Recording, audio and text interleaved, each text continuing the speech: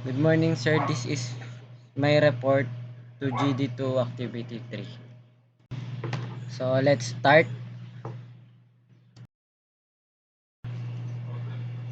So, vectors and matrices.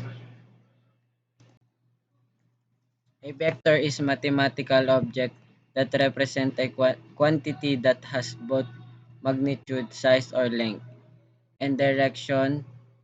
Vectors are often represented geometrically as arrow in space where the length of the arrow represents the magnitude and the direction of the arrow represents the direction. Matrices. A matrix is a rectangular array of numbers, symbols, or expression arranged in row and column. Each entry in a matrix is called an element. Matrices are used to represent and manipulate linear transformation of vectors as well as system of linear equation. In summary, vectors and matrices are essential mathematical tools used to represent the manipulate quantities with magnitude and direction as well as to solve system of linear equation and perform transformation in various fields of study. Next is coordinate system. Coordinate system are mathematical framework used to specify the position of point or object in space. They provide a standard way to describe location, direction, and orientation relative to a reference point or a set of reference axes.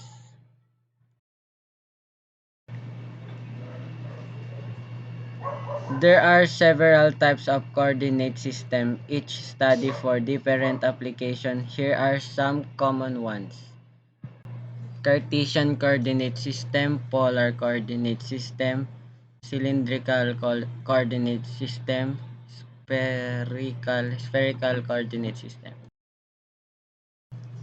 First is Cartesian coordinate system. This system, also referred to as rectangular coordinate, is based on perpendicular axes which are typically designated as x and y and occasionally z in third-dimensionally space. Points are found by measuring their separation from the origin along each axis. Next is polar coordinate system. With this system, an angle measured from a reference direction obtains the positive x-axis and a distance from a fixed point.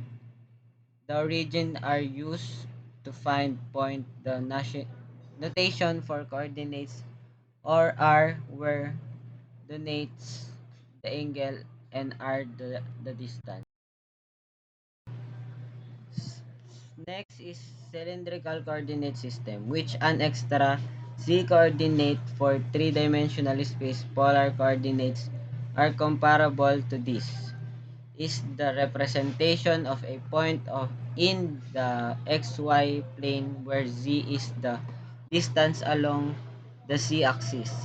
Is the angle from a reference direction and r is the distance from the z-axis. Next is 3D math operation. 3D math operation involve mathematical operation performed in three-dimensional space. Those operations are crucial in various fields such as computer graphics, computer aided design, physics, simulation, and gaming engines, among others. Here's are some common 3D math operation: vector operation, matrix operation, geometric operation. And that's all. Thank you for listening.